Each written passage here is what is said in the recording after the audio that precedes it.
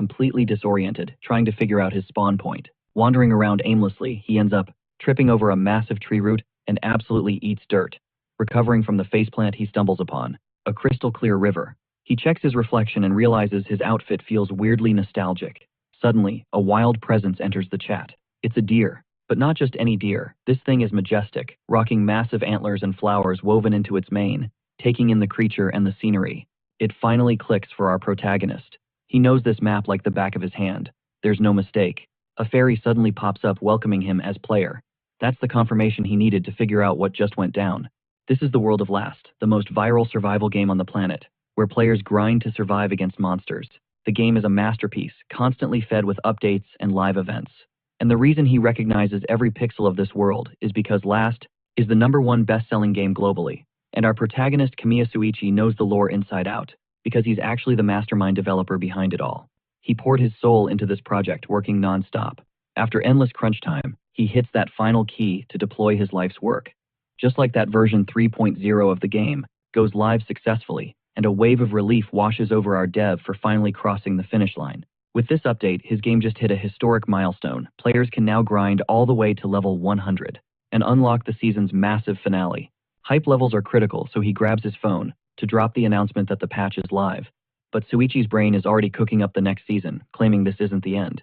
Even though it's been 5 years since development started and 3 years since the official launch, the creative juices just won't stop flowing. Suddenly, a voice cuts through his focus, asking if the grind is finally over. Our protagonist clocks the voice immediately. It's Onohara. The guy bursts into the room celebrating that version 3.0 is finally out in the wild. This is Onohara Wataru, the company's business rep who came, sprinting the second he heard the news. He starts hyping Kamiya up for building almost the entire game solo. But our humble dev admits the music and some assets were outsourced. Still, Onohara insists that building a AAA title on this scale alone is basically god tier. Suichi flips the script, giving props to his friend, saying the game only reached this level because Onohara handled the production side perfectly. Flashback time. We see they met in high school, just because their roll call numbers were next to each other. Onohara was such a real one that he dropped out of college just to produce his best friend's game before it even launched. Back in the present, the rep mentions a recent user satisfaction survey gave the game a score of 98. The protagonist, however, looks visually annoyed by those missing 2 points for perfection, while Onohara tells him he can't please the whole internet. With a confident smirk, Kamiya claims that if people cared enough to leave feedback, he can definitely make them fall in love with the game. His friend just sighs at his stubbornness. Switching gears, he congratulates Suichi on the launch and starts heading out. But before he leaves, Onohara asks about the paperwork. The protagonist points to a stack, leaving the boring details to his friend.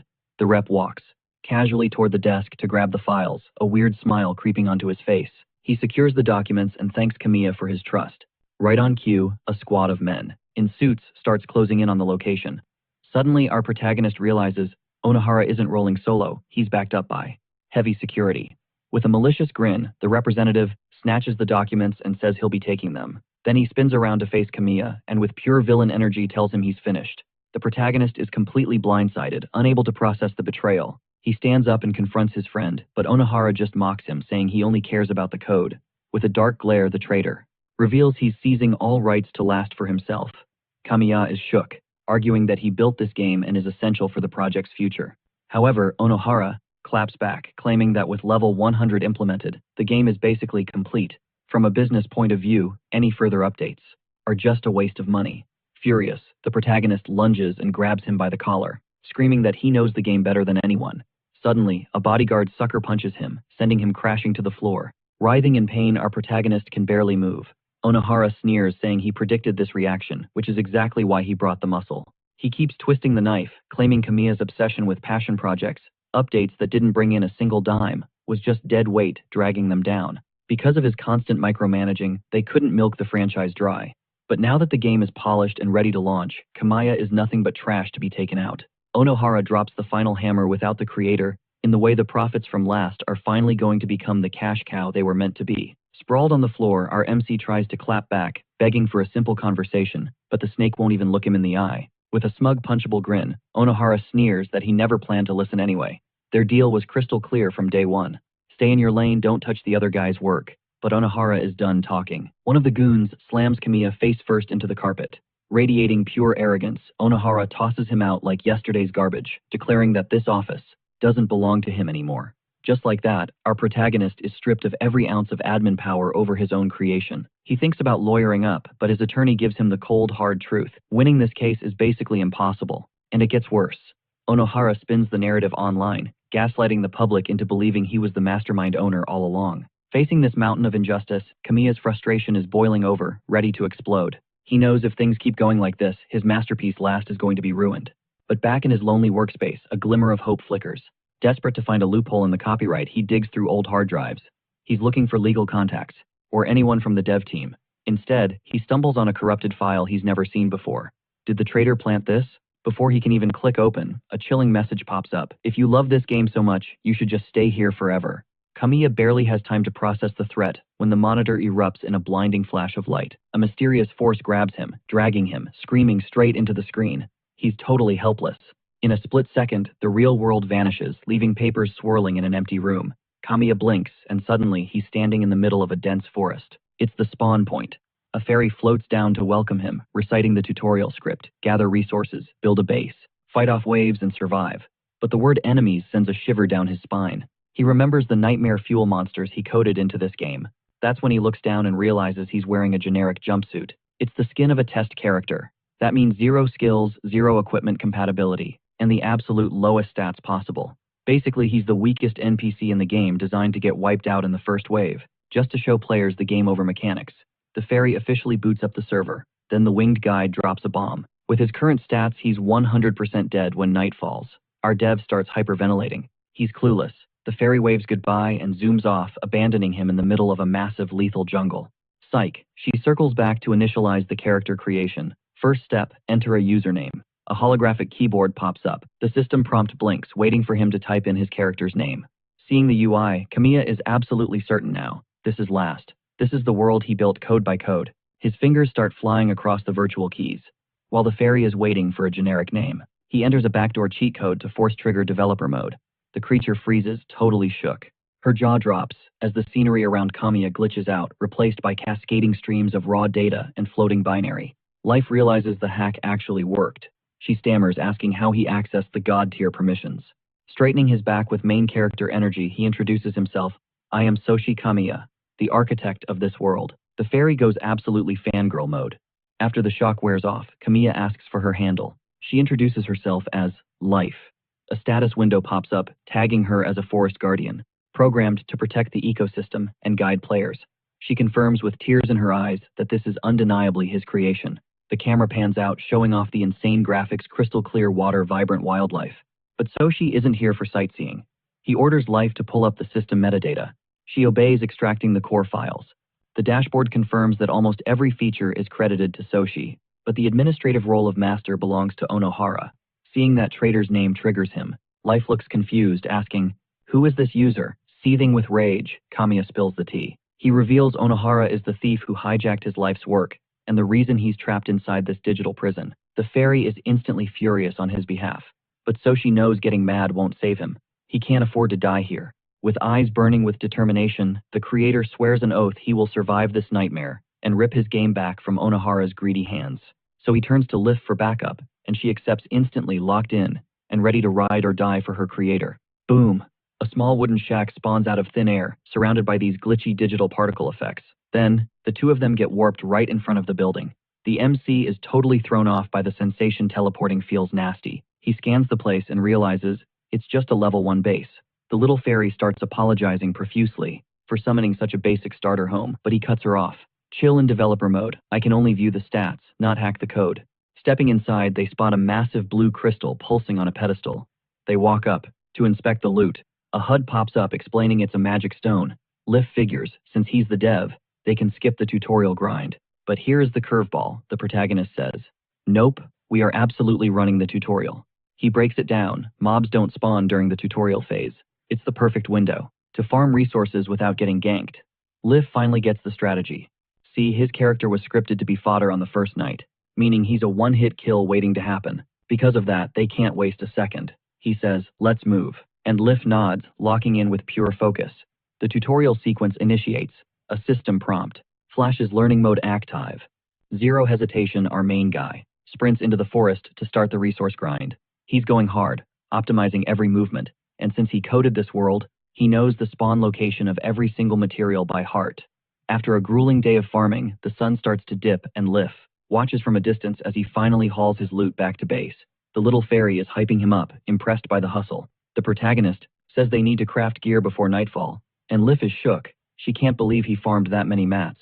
Just during the tutorial, he flashes a cocky grin. I designed the game mechanics to make this technically possible if you play perfectly. But the winged creature drops a truth bomb. Technically possible, sure, but literally zero players have ever actually pulled this off. With the resources ready, the magic stone starts pulsating light, kicking off the crafting sequence. They both stare at the magical crystal as it processes the build. Then, bingo, success. A wooden sword and a small barricade materialize. Satisfied with the drop, the system pings the completion on the screen. But even with this gear, the MC knows the truth. His loadout is still garbage tier. And this character wasn't built to win. It was built to lose. He crunches the numbers and realizes his survival odds are single digits. Usually a player would just respawn in the full game, but now his actual life is on the line. Suddenly the sky turns pitch black and a blood-red moon rises.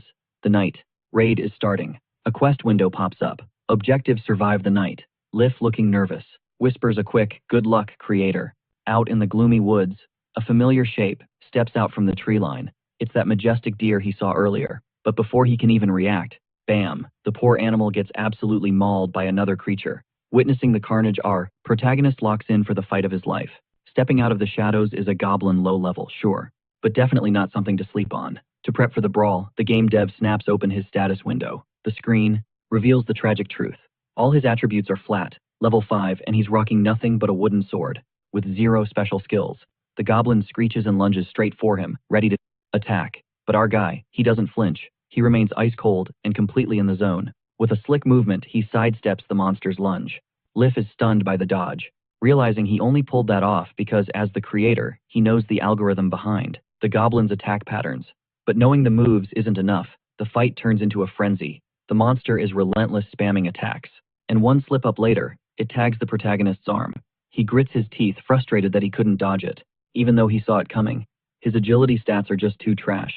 Trying to clap back, the guy swings his sword, but it bounces right off the goblin. 0 damage. His strength stat is a joke, and the creature just grins at him with this twisted, evil look. Then, the monster delivers a haymaker right to his face. The impact is brutal, making him spit blood. He goes flying backward, and his wooden sword skids across the dirt, out of reach. Struggling to his feet, the pain hits him. This is real. But instead of fear, it just fuels him. Eyes burning with rage and focus, he makes a vow. I am not going to let the creator of Last get deleted by his own game. He scrambles back to his feet, gripping his blade tight, ready to execute the new game plan. Adrenaline pumping, he bolts toward the base with that goblin breathing down his neck. With his stats in the gutter, he knows a head-on clash is suicide, but he's got an ace up his sleeve. Lightning fast, he pulls up the crafting menu and cues up the wooden barricade he prepped earlier. With a sick parkour move, he vaults right over the freshly spawned obstacle. The goblin 0, reaction time, total tunnel vision. The beast slams straight into the timber, skewered instantly. Talk about a brutal impact. No hesitation. Our MC uses gravity to his advantage, throwing his full body weight onto the trapped monster. He unleashes a flurry of merciless strikes, hacking away until the job is done. After a grueling lung-burning scrap, Kamiya finally drops the goblin. He stands tall, soaking in the glory of his first hard-earned W. Right on cue, a system window pops up, flashing the mission complete notification for surviving the night. And just like that, the creepy red moon fades, signaling the end of the nightmare. Standing next to Lifey, the irony hits him. He coded this world, yet simply staying alive is a total grind. But despite the odds stacked against him, his eyes lock into focus mode.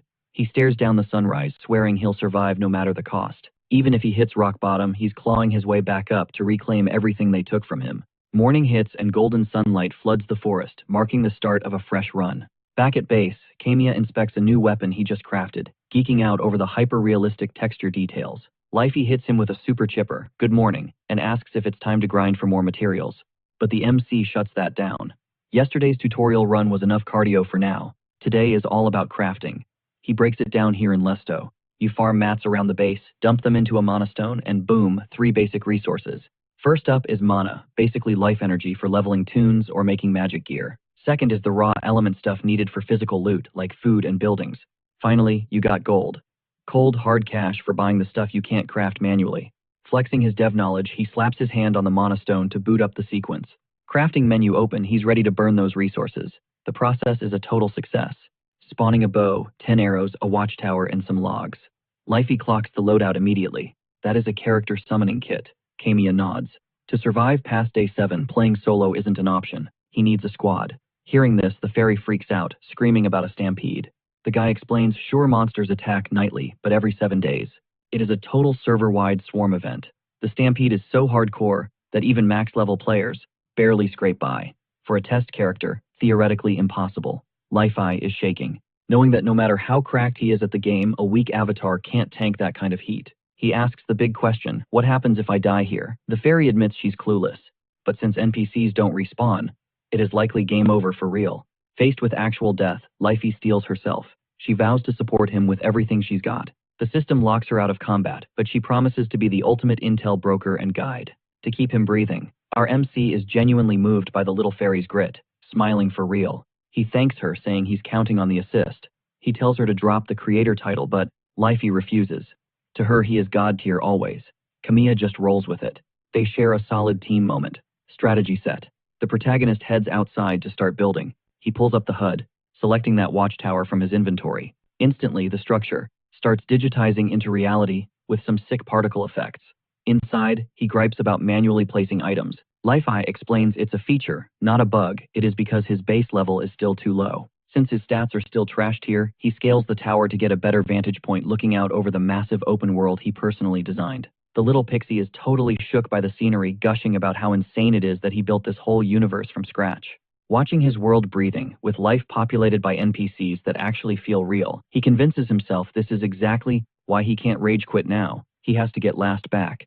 As the sun dips below the horizon, a blood-curdling scream rips through the forest. Day 2's mission is officially online. From the watchtower, Kamiya spots the mobs and signals Lif. He immediately locks in, raising his bow and bracing for the combat phase about to drop. This time, 2 goblins spawn, and he realizes the difficulty spike for the second night is no joke compared to the tutorial vibes of yesterday. Refusing to camp, the guy takes the initiative, lining up a shot on the approaching creatures. But drawing the bowstring feels like lifting a truck because his strength stat is practically 0, and he starts regretting his life choices. At his current level, aim assist modifiers are non-existent. The dev just sighs, knowing he only has himself to blame for coding it this way. Putting his whole back into it, he lets the arrow fly at max velocity, but it completely whiffs the target, thumping into the dirt right next to the goblin's foot. Our main character is stunned by the miss, and the fairy apologizes, explaining that the precision buffs haven't unlocked yet. He accepts the hardcore early game mechanics he programmed, and frantically reloads for another attempt. Then, in a total glitch in the Matrix moment, one goblin accidentally slashes the other with its sword. Seeing the friendly fire, Kamiya cheers and rushes to take the shot. This time, he doesn't miss bullseye right in the remaining monster's chest. The creature lets out a screech of agony as the arrow connects. Zero hesitation, the creator dives from the watchtower to finish the fight close quarters, leaving Lif totally stressing out up top. He sticks the superhero landing, already winding up for the final blow using every bit of intel he gathered from the last raid. Even with nerfed stats, he knows he can secure the W if he stays one step ahead of the AI. He locks in, focusing entirely on aiming with maximum precision, because in this game, accuracy buffs trigger at close range. He closes the gap to guarantee the hit. With that, the arrow slams directly into the creature's weak point. The critical hit is so massive, it sends the monster ragdolling backward. Instantly, the guy pivots to face down the last remaining goblin. Not wasting a single frame, he fires another perfect shot at the enemy. The mob hits the deck wounded, but its HP hasn't hit 0 yet. Using the distance to its advantage, the goblin lunges to grab the protagonist's bow in a desperate last stand. But the dev counters, using his own weapon to block and delete the monster. Drenched in gore, the guy stares at the battle results. As a system window pops up in his UI, Lif flies down to hype him up on the victory, and our protagonist just gives a cool silent nod. The camera pans out, showing the battlefield with the 2 defeated mobs. Meanwhile, deep in the forest shadows, a mysterious figure is stream sniping them from a distance. By the next morning, the creator starts sweeping the base perimeter to prep for whatever chaos is coming next. He inspects one of the spent arrows. He can't afford to waste loot. He needs to salvage anything that's still usable. Checking his inventory, he realizes he only recovered one of the 2 arrows intact. A smirk crosses his face, as he realizes his bait plan worked perfectly. Right on cue, a recruitment quest regarding the missing arrow triggers in the system.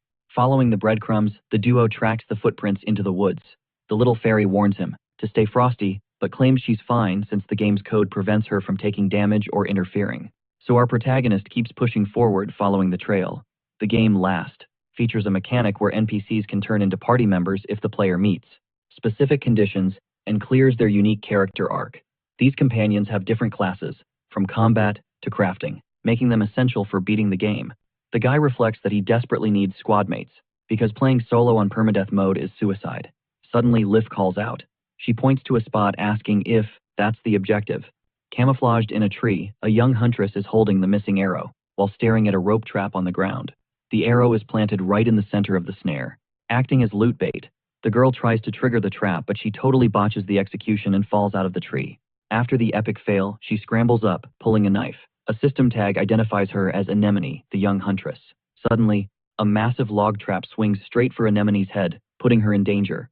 Our protagonist steps out to de-escalate the situation. Telling him they aren't enemies clearly didn't work. The young huntress completely ignores him and yeets herself away. He begs her to just listen for 1 second. He tries to grab her total whiff and shouts, "I'm Kamiya." Asking for her name is useless. She's gone. The dev and Liffy just stand there watching her fade into the tree line. Our creator is shook. He never coded character development this complex. The fairy drops a truth bomb. Since he's a resident of this world now, they probably just freaked her out. He needs to use real persuasion, not pre-programmed game mechanics. He starts spiraling. Are these NPCs actually fully sentient? One wrong move, and she could turn into a permanent enemy boss. Back at his base, a system pop-up confirms the gathering mission is complete. Liffy welcomes him back home.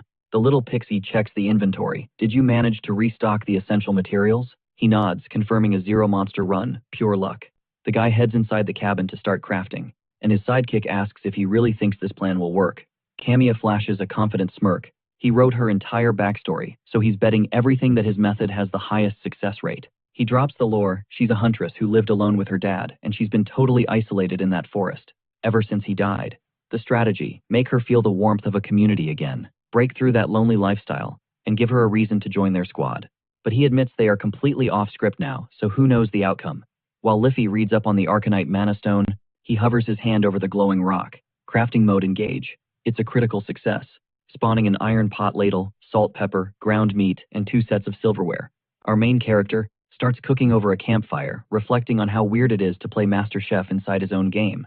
Liffy watches from a distance, as he mentions that, sure, he could just use cheat codes to spawn high-level feasts, but doing it manually isn't a bad vibe. The fairy rates his cooking skills 10 out of 10, and he admits he got good at it, because he lived the solo dev life for so long. Suddenly, a flashback hits Hanura, visiting his place constantly right after high school graduation. The memory of that traitor makes his face go stone cold and dark. Back in the present, he brushes it off as ancient history, but Liffy looks super worried. Snap. A rustle in the bushes puts them on high alert. Nemone bursts out, of nowhere, bow fully drawn and aiming right at their heads. Liffy jumps out of her skin.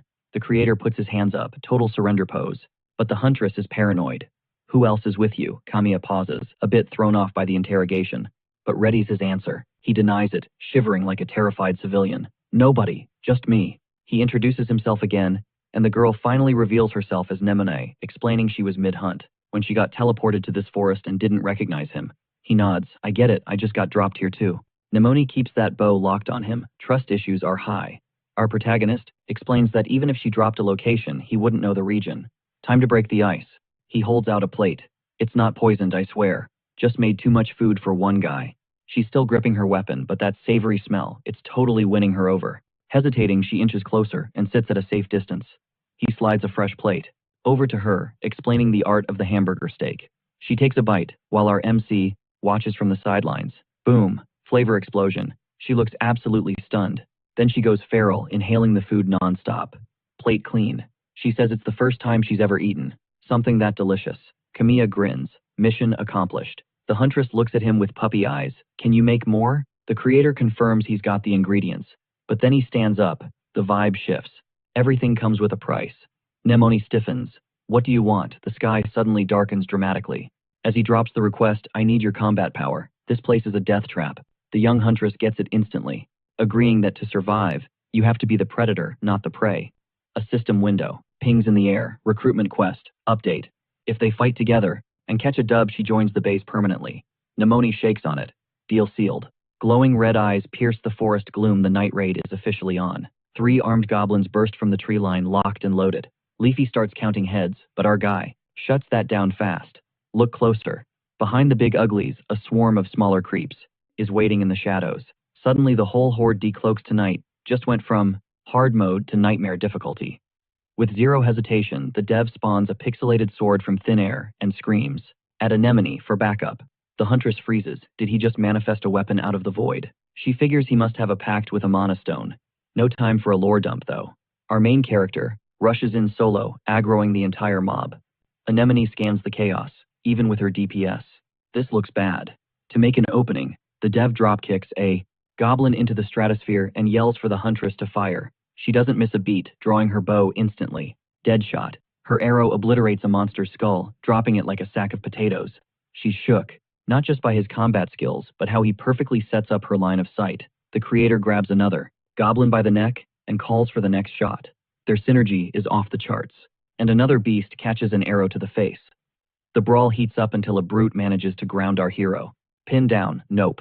He flips the script using the enemy's own momentum against him. With a leg lock, he launches the creature overhead in a perfect judo throw. While the goblin is still airborne, the dev slices it in half. Clean. Anemone keeps raining death from a distance, laser focused. But this spawn rate is broken. They just keep coming. To make matters worse, a squad of elite tanky goblins joins the fray. Kamiya is surrounded, fighting for his life, while the huntress stares in horror at the sheer numbers. She tries to snipe one, but the arrow bounces off a thick arm. Too slow, too weak. Realizing ranged attacks are nerfed, here she sheathes the bow and pulls a blade for close quarters combat. She dives straight into a 1 versus 2 fight. Seeing the trap closing, the dev screams, fall back to the cabin. Forget the kill count, just survive.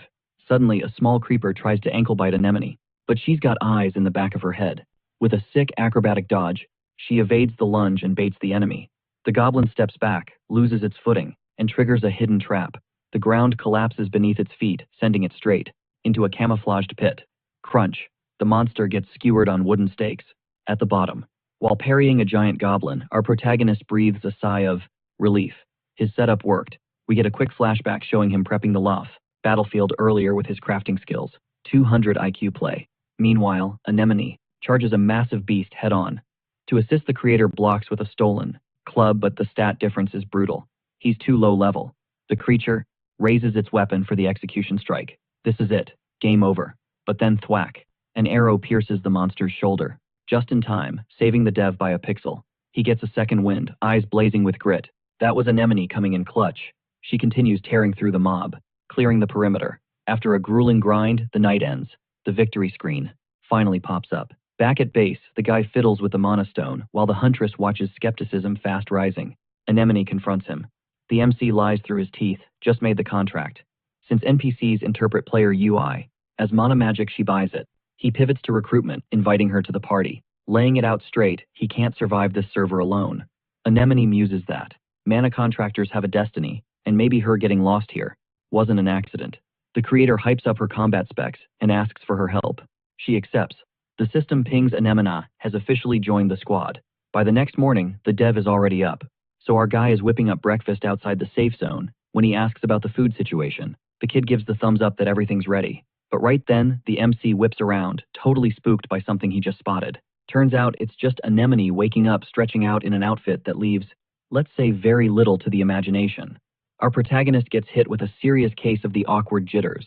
Then he remembers her backstory. She's a feral survivor who lived alone in the woods, so personal space isn't really her vibe. While she's still shaking off the sleep, he drops the game plan they need to upgrade the base and slam down some new structures as soon as possible. He knows the score. Even with her insane stats, they can't survive the monster stampede as they are. Beefing up the base is their only shot at seeing tomorrow. With that in mind, he starts grinding for resources like a madman to prep for the construction. He throws himself into the work, using his developer knowledge to min-max his gathering speed and optimize every single drop. Anemone watches from a high branch, actually impressed by how efficiently he's farming materials down there. Back at the shack, the creator and Leafy do an inventory check. Seeing the gloomy look on his face, the huntress asks what the deal is. That's when the protagonist drops the bad news. The resource pile is way too small to upgrade the base properly. He breaks it down. If they stash enough mats in the magic stone, they can auto-build structures and set up heavy barricades. That's exactly why he drafted Anemone, but they're still coming up short. The protagonist finally reveals the ticking clock. Every 7 days, a massive boss monster spawns, which means they need serious walls and kill zones to survive the wave. Realizing how dire this is, the Huntress volunteers to go on a heavy grinding run while the creator thanks her, promising to brainstorm a plan B in the meantime. He hates admitting it, but even with Anemone's help, gathering everything in time is mathematically impossible. If only he had a loot drop buff, but his character build doesn't have that perk. Refusing to give up, he tells Leafy to crack open the developer console. The little fairy executes the command instantly, and suddenly screens of raw code glitch into existence around them. The creator mutters how easy this would be if he could just tweak the parameters manually, but doing that while the server is live, huge risk. The game runs on a complex system, with multiple adjustment AIs running in real time. These bots constantly monitor game balance, player actions, and monster stats. If they sniff out a single numerical discrepancy, the AI patches the problem instantly to prevent bugs. However, too many forced changes could override the AI's correction limit, causing a total system crash or game-breaking glitches. But looking at the calendar, he knows the seventh day is a death sentence without a fix. Risks be damned. He starts hunting for a loophole outside standard gameplay. Suddenly, a light bulb goes off. He wonders if using his dev privileges, there's a way to level up without needing a mountain of resources. Clinging to this new hope, he asks Leafy if they can trigger instant construction mode. The fairy looks totally shocked. See, instant construction mode is a debug tool used during the game's beta testing. With that function enabled, you can drop buildings and upgrade the base with zero resource cost. Leafy catches on immediately. The system AI won't flag it as a bug because the command comes with genuine developer authority. It's a legitimate backdoor. Since the creator is logged in with dev clearance, the API might be exposed. The fairy offers to hunt for the connection. After a quick scan, the little fairy finds the signal but warns him while it's impossible to access via the floating console. She might be able to dive directly into the system code to bypass the lock. She dives headfirst into the game's data stream, while he screams at her to be careful. This is incredibly dangerous. Suddenly, the world dissolves into a matrix of flowing data and floating code. Leafy spots the access point for the API amidst the digital chaos. She moves in and starts hacking the system control panels. But then a critical error triggers, and the data around her starts corrupting. The fairy is confused by the glitch as the corruption spreads through the code blocks. Like a virus, she realizes something is terribly wrong. Suddenly, the system's security protocol targets her, and she screams. In panic, the maintenance AI flags her as a bug and launches a full-force purge attack. With insane reflexes, the little fairy manages to dodge the deletion beam and slam the activate button on instant construction mode. A system prompt flashes, access granted, but the maintenance AI isn't done. It relocks onto her, charging up for another strike. The security program lunges straight at the little fairy. A split second later, Leafy snaps back into the real world. The protagonist catches her, totally freaking out. He asks if she's hurt, and the fairy nods, trembling. She just narrowly avoided getting deleted by the system instantly went into defense mode. The creator saw this coming. Leafy hacking in was a total red flag for the server's logic. The AI tagged her signature as a glitch and initiated a purge protocol. The poor fairy is absolutely shaking. She was seconds away from being deleted. Hearing the word eliminate sent chills down everyone's spine. Camilo makes a snap call. Don't go in, just hack the visual feed from the console. Stay outside. But even just peeking at the source code triggers her trauma. She screams in pure terror. Leafy's panic is justified. The maintenance bots just cloned themselves. We're talking a swarm of digital killers protecting the core. Camilo realizes hacking back in is a suicide mission. He grabs her attention, keeping his voice steady. Hey, look at me. You didn't mess up. The security system is just doing its job. That's actually a green flag. He drops the tough guy act to apologize. He feels terrible for almost getting her fried. With a genuine smile, he tells her, I'm just glad you're still here. That hits her right in the feels. But no time for tears. Instant build mode activates. A holographic prompt pops up in the air. Upgrade base to next level. You know the answer. Meanwhile, Anemone is out grinding for resources, totally clueless. She gets back and drops her jaw. Digital pixels swirl everywhere. The base is literally glowing up before her eyes with insane VFX. Blink and you miss it. In seconds, that empty plot morphs into a fortified village with solid wooden walls.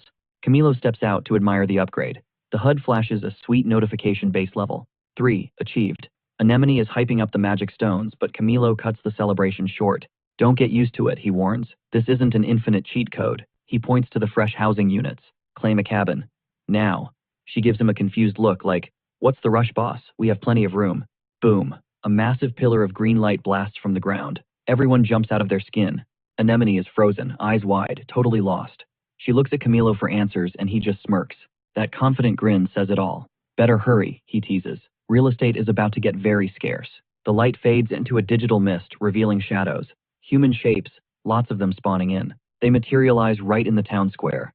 Anemone can't believe it, people just appearing out of thin air. Is this a mass teleport event? The new squad looks completely disoriented, stumbling around like laggy NPCs. No clue where they are. The system tags them villagers, Hira, and Aesel. Anemone goes full combat mode, hand on her weapon. The crowd notices her and freaks out. Panic spreads. A brave kid jumps in front to shield the group from our MC. Camilo keeps it chill. He raises a hand universal sign for, I come in peace.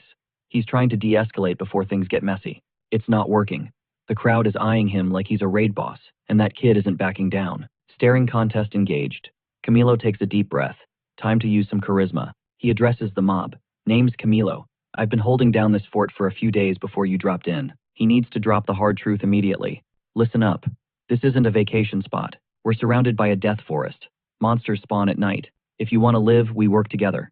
Survival is a team sport here. The crowd starts buzzing, nervous murmurs rippling through them. One woman whispers something weird. Wait, are the people I worship actually showing up? An elder Silva pushes through the crowd. He's got that wise NPC energy and heads straight for Camilo.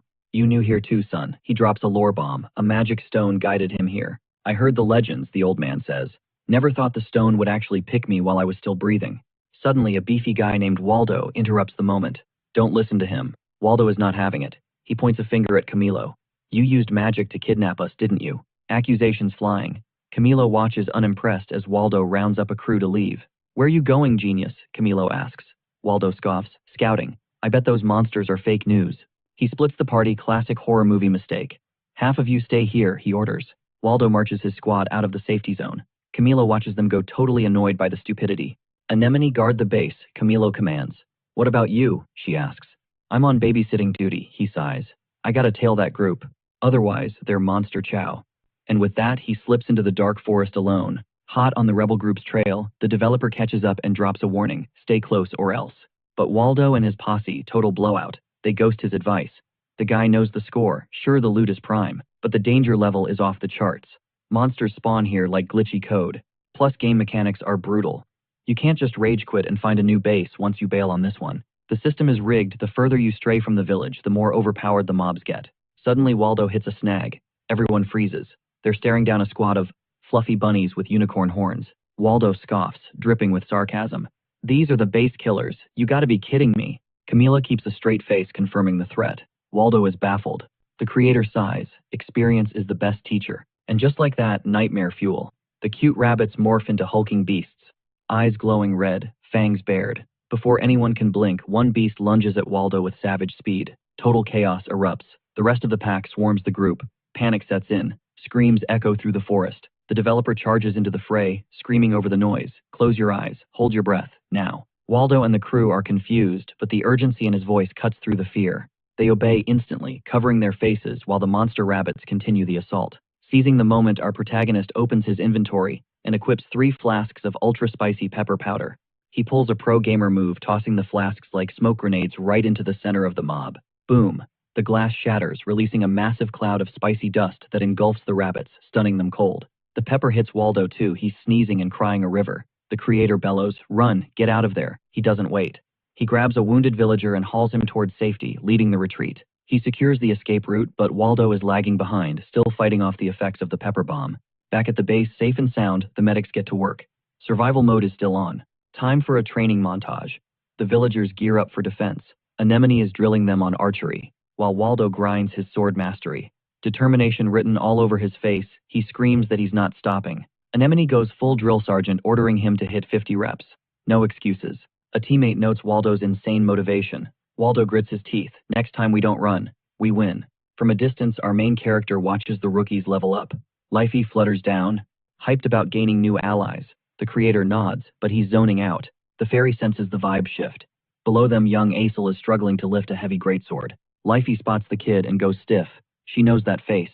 It's a shock to the system. Our protagonist breaks it down. Early game stages have scripted events and helper NPCs. Aesel is one of them. A tutorial character designed to teach a harsh lesson: dead NPCs stay dead. The code is set. A tragic fate was written for this kid from day one of development. According to the original script, Aesel gets wiped out in a monster raid. His mom's grief is the trigger, teaching players that every character is irreplaceable. Back in the present, the kid is training his heart out, clueless about the doom hanging over his head.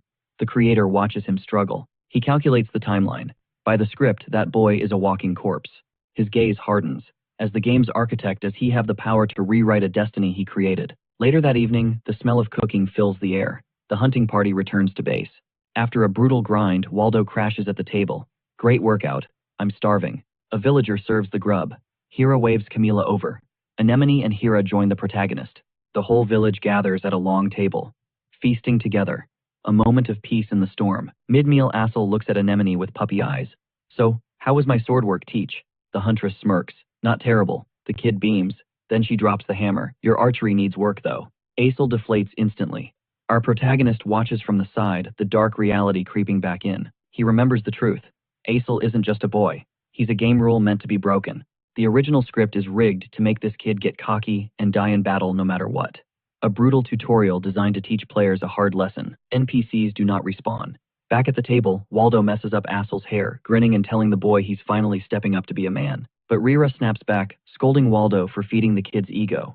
Asel argues he needs to learn combat to handle the right monster hordes, but his mom shuts it down, insisting he leave the bloodshed to the adults. With eyes burning with intensity, Asel shouts that he wants power to protect everyone, aiming to follow in his father's footsteps.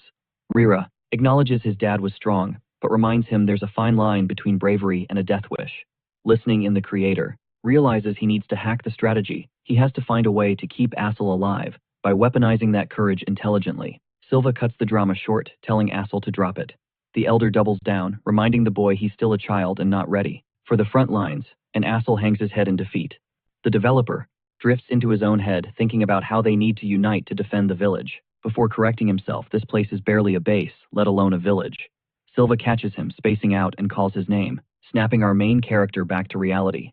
He apologizes, claiming he was just lost in the sauce. Silva switches gears, asking the protagonist if there happens to be any booze lying around.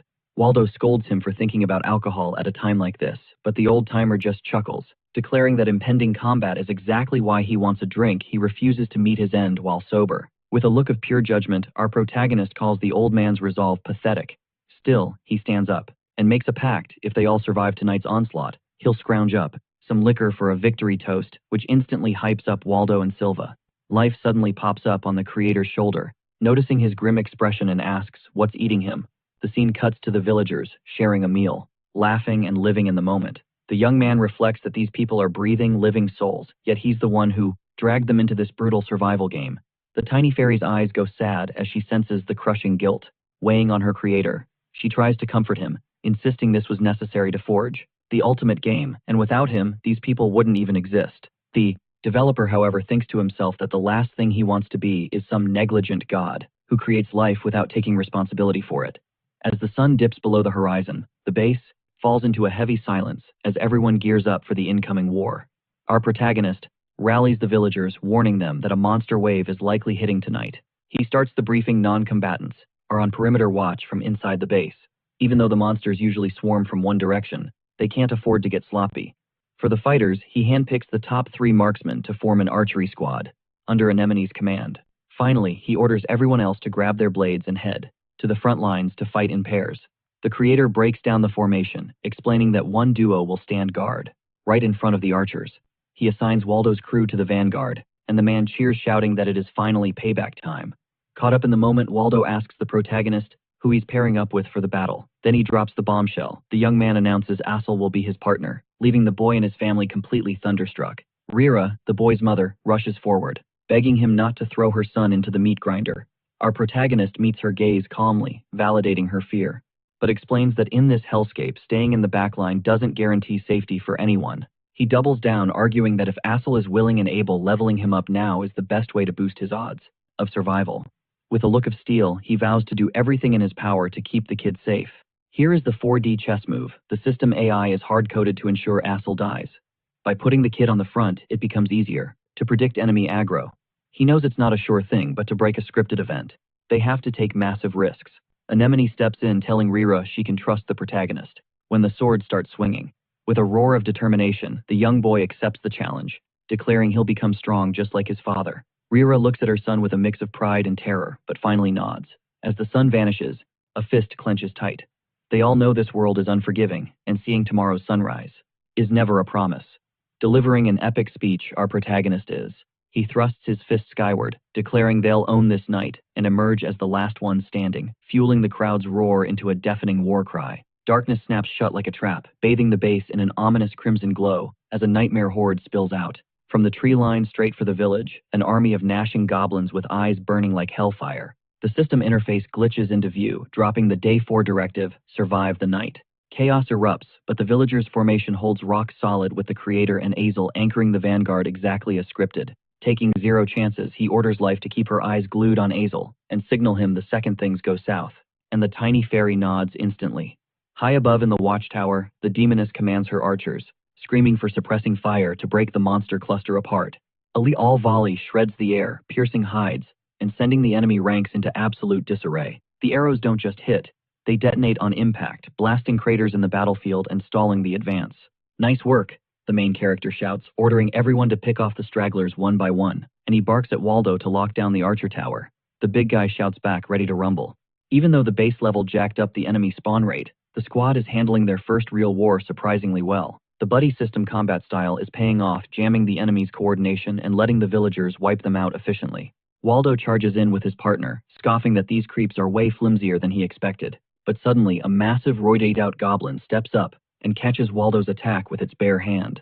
The beast's eye flickers with digital code, a chilling sign that the system AI is locking onto a specific target. Azel watches paralyzed with terror, while a nearby villager barely manages to fend off a goblin assault. Recognizing the spike in danger, the giant monster exploits a split-second distraction from Waldo's partner to strike, forcing Waldo to snap at the guy for losing focus in the heat of combat.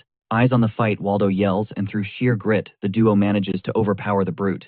Standing over the corpse, Waldo pants, asking his partner if he really grasps how shady this situation is getting. An aerial shot reveals the battlefield's intensity, proving the traps and archers are effectively thinning the herd. Those strategic snares are doing heavy lifting, slashing the enemy count significantly. Just as the creator predicted, Azel's presence is acting like a magnet, making the monster's path predictable. But test mode has zero chill, and the tide of battle starts turning violently against them. A runt of a goblin creeps up behind a distracted villager, clutching a jagged knife. Its eye flares with binary data. The system AI has designated a fresh victim.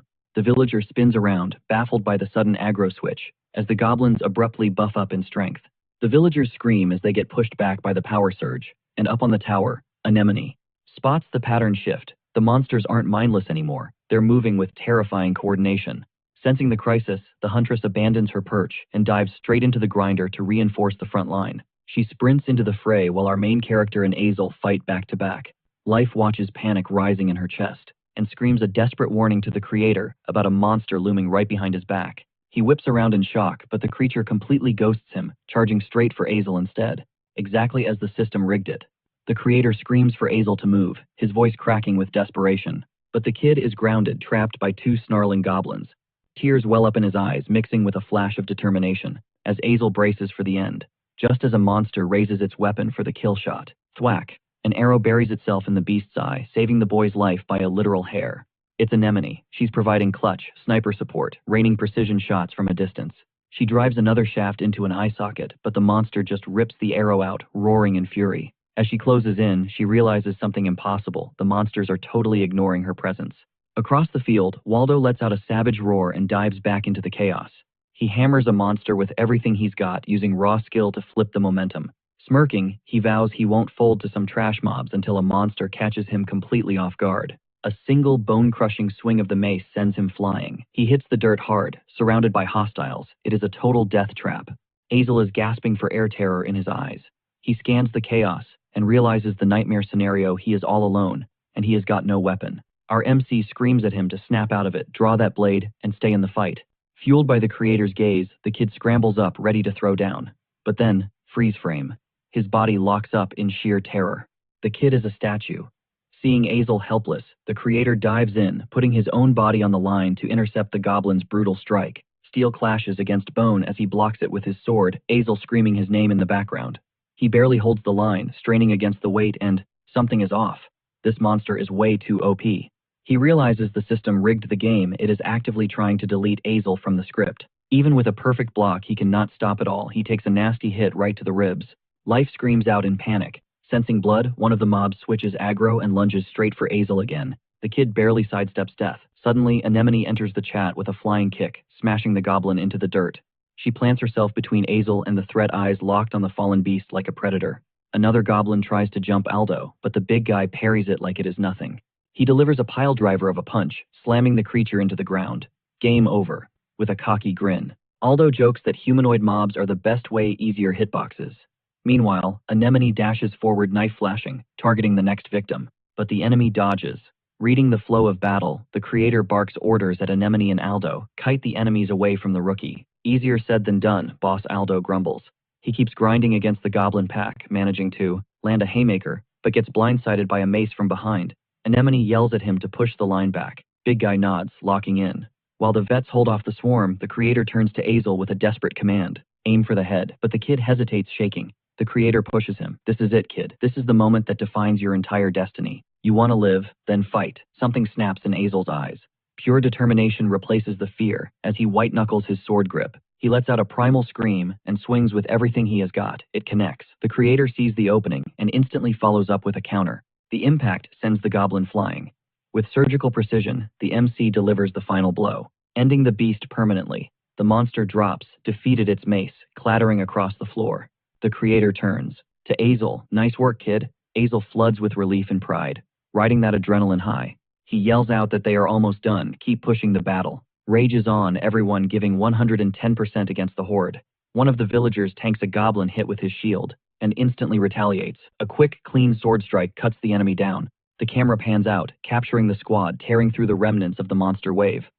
But check the MC's sword. It is chipped and cracking, barely holding together. After a grueling grind, a villager finally screams, "Victory!" The whole crew erupts in celebration. They survived. Moments later, a system interface pops up. Congratulations. Day 4, mission complete. They survived the night.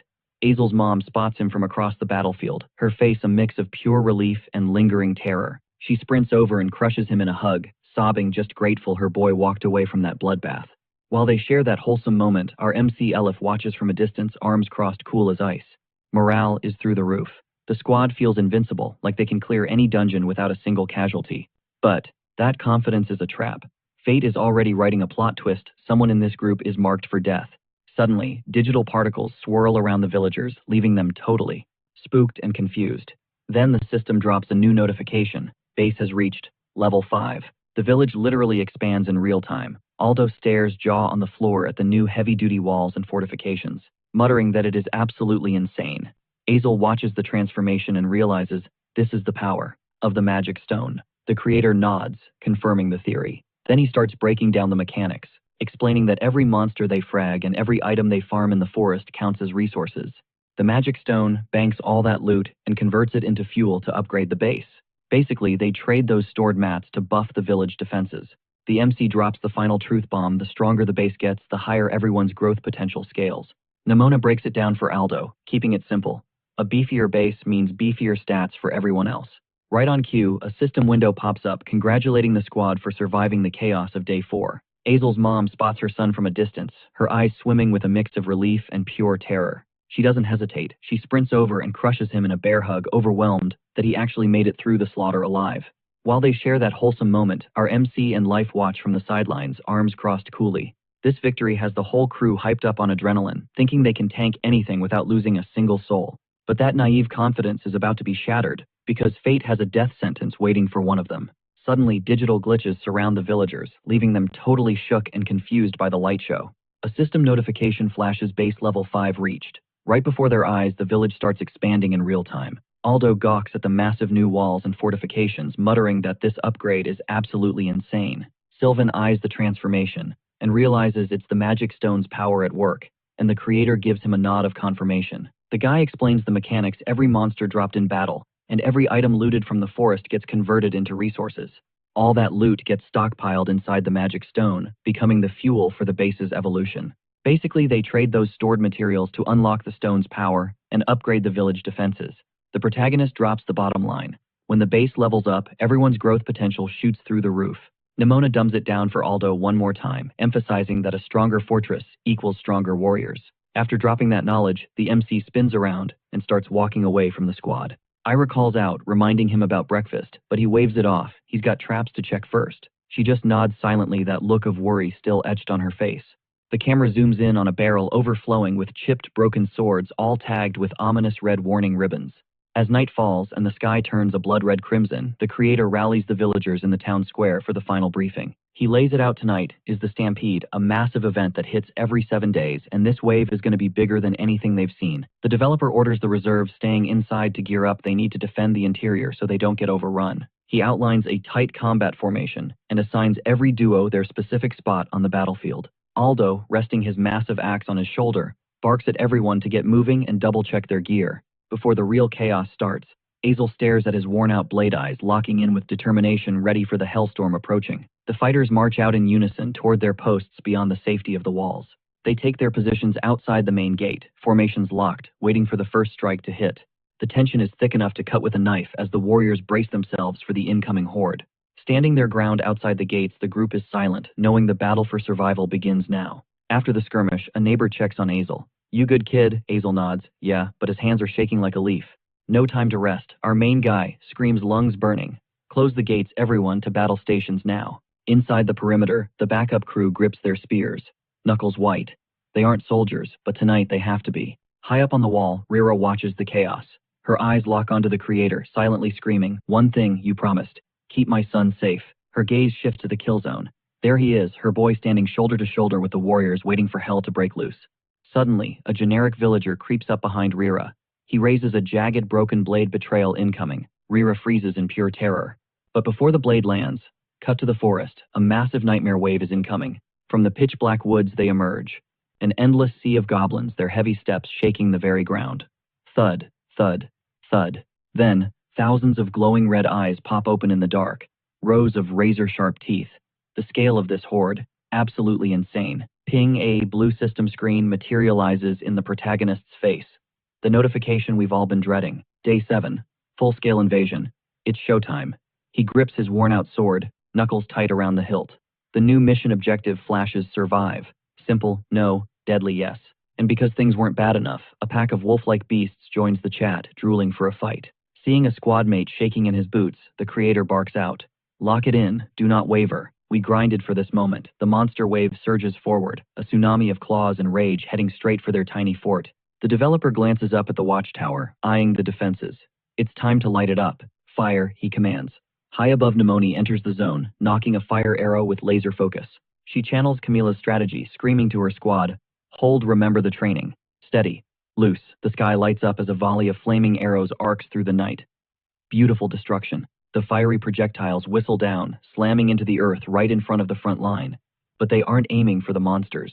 Click. They hit the hidden triggers. Boom. A massive explosion rips through the vanguard.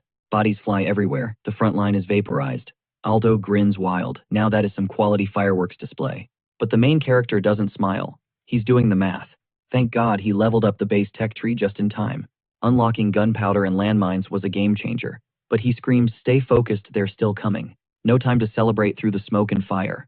The survivors charge. Goblins leap through the flames, followed by those terrifying wolf mutants. A bone-chilling howl echoes.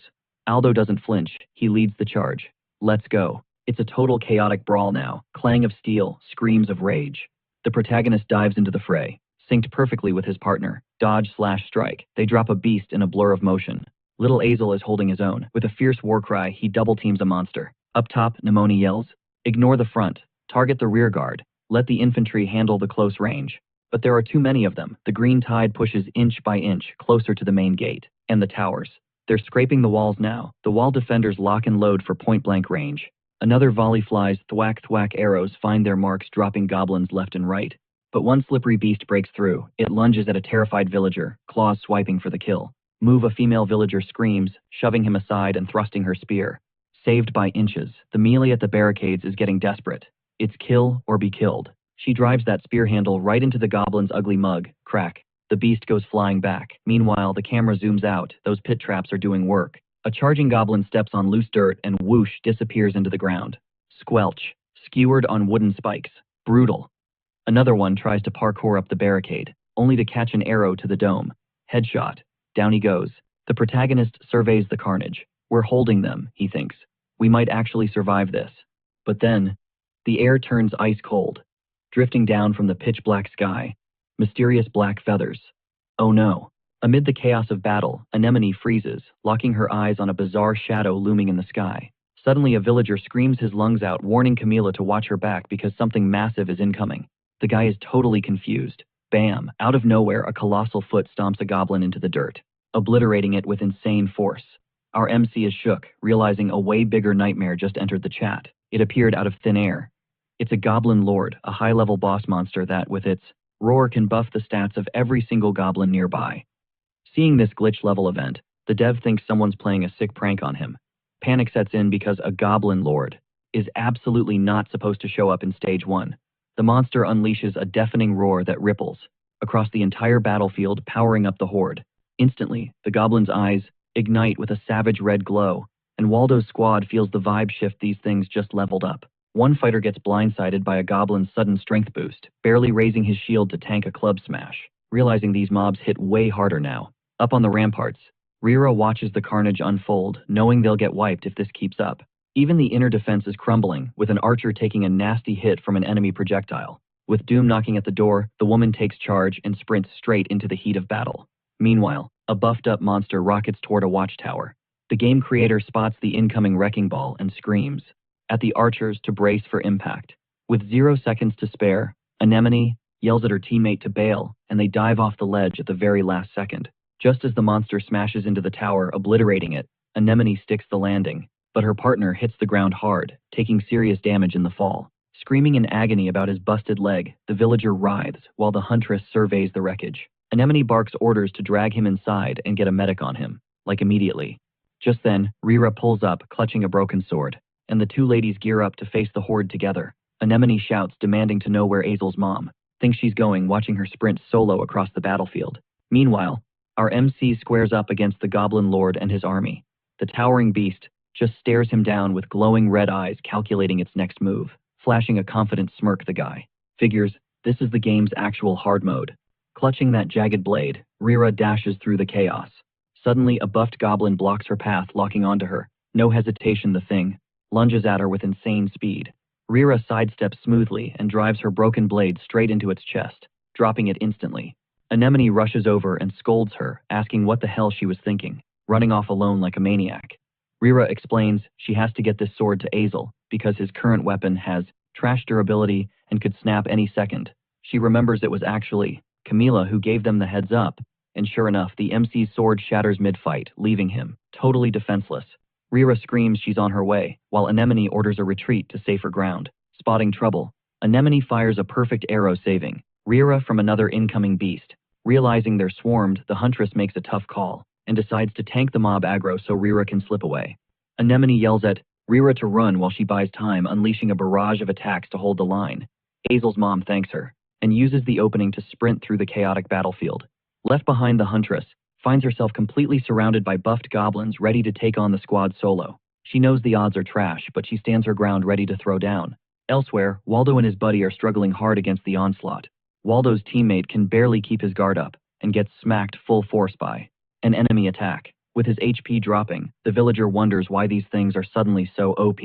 Waldo, dude, screams his lungs out from the ridge, absolutely losing his mind at the nightmare fuel below. He points a shaking finger at the colossal behemoth, wondering if this absolute unit is the reason all the other goblins just got a massive power buff. Our MC and Asu lock eyes with the beast, and honestly, the sheer scale of this thing has them completely shook. Turns out this Lord Goblin is an endgame boss variant that definitely wasn't in the patch notes for the 7th Day Stampede. It's a total glitch in the Matrix. Realizing the stakes, Asu screams for the squad to peel for the developer who is currently standing solo against this titan. The Lord Goblin winds up a club the size of a tree trunk, ready to wipe out the protagonist and even the trash mobs surrounding him. But the creator spots a tell in the monster's animation frame and goes on high alert, reading the telegraph. Asu yells for everyone to raise their shields and brace for impact. The Lord Goblin slams the earth with a devastating smash, triggering a massive AoE shockwave that ragdolls everyone. One villager gets yeeted through the air, and the creator is stunned to see this beast has zero regard for friendly fire, taking out its own allies. Our guy dashes to rescue the fallen NPC. With his teammate down, he does a quick status check, but the villager's HP is too low to even speak through the pain. Right then, Kame pulls up, screaming Asu's name. She dives in to join the defensive line, protecting the wounded comrade on the ground. But the giant monster isn't done. It raises that massive club queuing up. Another attack. Asu sees the white mechanic coming and warns the team to watch out for the incoming smash. Without a second thought, our protagonist steps up to tank the aggro, placing himself directly in the kill zone. Eyes locked in, he braces to block the hit. Suddenly, his eyes flare with intense blue mana, signaling a skill activation. He manages to intercept the massive strike with his blade, sparking a collision of epic proportions. Even with the monster's absurd strength, the creator holds the line, barely withstanding the force. Asu and the villagers are absolutely floored by the scene. Unable to process that he actually stopped that one-shot kill. Even the Lord Goblin looks glitched out, confused that his attack was stuffed by a level 1 human. With a precise motion, the dev parries the club, deflecting it to the side. The creator celebrates landing that perfect parry, but admits that pulling off that mechanic in real life is way more terrifying than doing it with a keyboard. The giant creature looks surprised, recalibrating its threat assessment of this boy. Furious, the Lord Goblin unleashes an aggro roar that intimidates the entire battlefield. Its eyes glow with pure murder as it winds up for round 2. Asu rushes to back up our protagonist, but the creator shouts that he's soloing this lane. One of the villagers calls out to Kame, telling her to leave the boss fight to the MC, but he warns the boy to make it quick, because they can't hold back the mob wave for much longer. Our guy nods and charges the Lord Goblin alone. The camera pans out to show the insane size difference. It is literally David versus a roided-out Goliath. Wasting no time, the monster swings for the fences again. Our protagonist manages another clutch block, but he's struggling. He realizes a battle of attrition is a game over waiting to happen. He needs a new meta. Suddenly, Lifey pops up in giant mode, grabbing her creator's attention. The developer's eyes flash blue again. He just had a big brain moment. Our MC shouts Lifey's name and orders her to open the RNG command console. The little fairy is confused but executes the order instantly. A system interface overlays reality, and the creator confirms the console is live. The screen shows RNG and AI balancing are active. Lifey asks what the play is, and the boy just looks at the boss with a wicked confident smirk. He reveals that because the generation AI is overheating, the RNG modifier is vulnerable, he can force a guaranteed crit mode, which is going to make the Lord Goblin rage. A critical hit ignores defense and deals double damage, pure DPS. The little fairy explains that RNG stands for random number generation, basically the digital dice roll that decides luck and probability inside the game. However, a flashback reveals that the Realm of the Last has a legacy code exploit that was never patched. This bug triggers when a player lands 15 perfect parries in a row. The AI panics and tries to adjust the RNG because the hit rate drops too low. This adjustment causes a stack overflow, freezing the RNG engine completely. And the temporary glitch means every single attack registers as a lethal critical hit. Elife's jaw hits the floor at this reveal. Sword glowing like a lightsaber, our boy is brimming with hype, swearing he can pull this off. But deep down, he knows there's a reason this glitch was never patched out. To trigger the bug, he has to nail 15 consecutive parries against the Goblin Lord. This feat, it was considered straight up impossible, a myth even the game testers couldn't crack. Realizing the stakes, the giant raid boss drops his club and squares up to throw hands. Meanwhile, Axel and the squad are holding the line against the endless green tide of goblins. Buffed up and zero hesitation, our main character charges the boss solo. With Elife watching his back, the protagonist locks in to execute the plan, screaming that the clock is ticking as he braces for the parry marathon. The Goblin Lord opens up with a devastating kick. Our hero deflects the first hit perfectly. That's 1. Immediately, he blocks a massive haymaker from the beast. That's 2. The giant doesn't let up, winding up another punch with max power. The kid is caught in a flurry of rapid-fire strikes. He's sweating bullets defending. With pure grit, he secures the third block of the combo. Elsewhere, Axel loses focus and shouts Camilla's name. The dev nails the fourth parry and yells for everyone to chill, claiming if he keeps this rhythm, he flips the script. But that distraction costs Axel big time. He takes a heavy hit. Seeing her son in trouble, Rita screams his name, totally losing it. The battle is chaos, but the dev manages to parry the 7th and 8th attacks. The Goblin Lord roars furious. He can't land a single hit. Even with the monster raging, our boy lands the 9th parry. The impact is so heavy, the giant stumbles back and loses his balance, dropping the club. Straining every muscle, the hero clocks the 10th parry of this impossible sequence. Realizing fists aren't working, the Goblin Lord snatches his weapon back and charges in a blind rage. But the protagonist deflects the 11th strike, celebrating that he's got this in the bag. The creature throws a double tap, but the kid blocks number 12 and 13 like a pro. Meanwhile, Axel is fighting for his life, screaming that none shall pass. Wolf-like goblins rush him, but the kid is too tunnel vision to see the flank. At the same time, the Goblin Lord winds up his club to delete the game creator. Smirking with confidence, our hero parries the 14th hit. Suddenly, a small mob creeps up and jumps the protagonist from the side, catching him off guard. Seeing the threat, Axel yells, a warning, and yeets his broken sword hilt at the monster.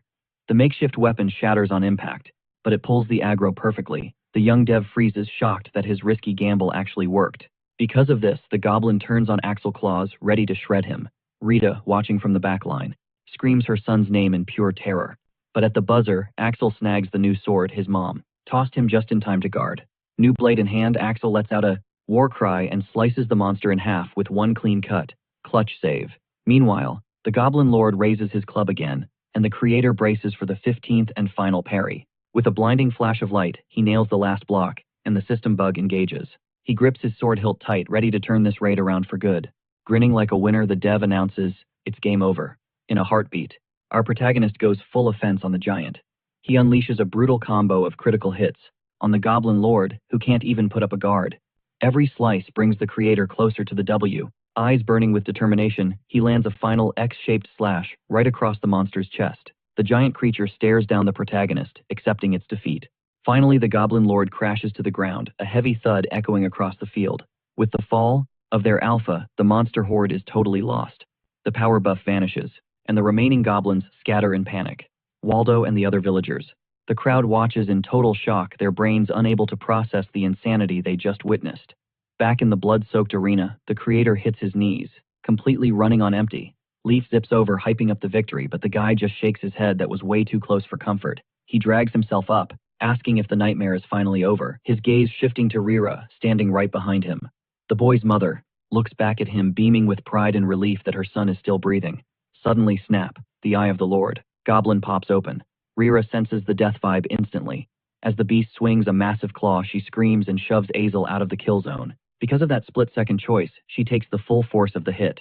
The young guy freezes, watching his world crumble in slow motion. Azel lets out a gut-wrenching scream for his mom. The creator sees red, absolutely livid that this monster still has fight left in it. Zero hesitation. The protagonist lunges forward and delivers the finisher, putting the Lord Goblin down once and for all. With the boss finally dusted, Azel scrambles over to his mother, who is lying on the ground with fatal wounds. The young man grips her arms tight.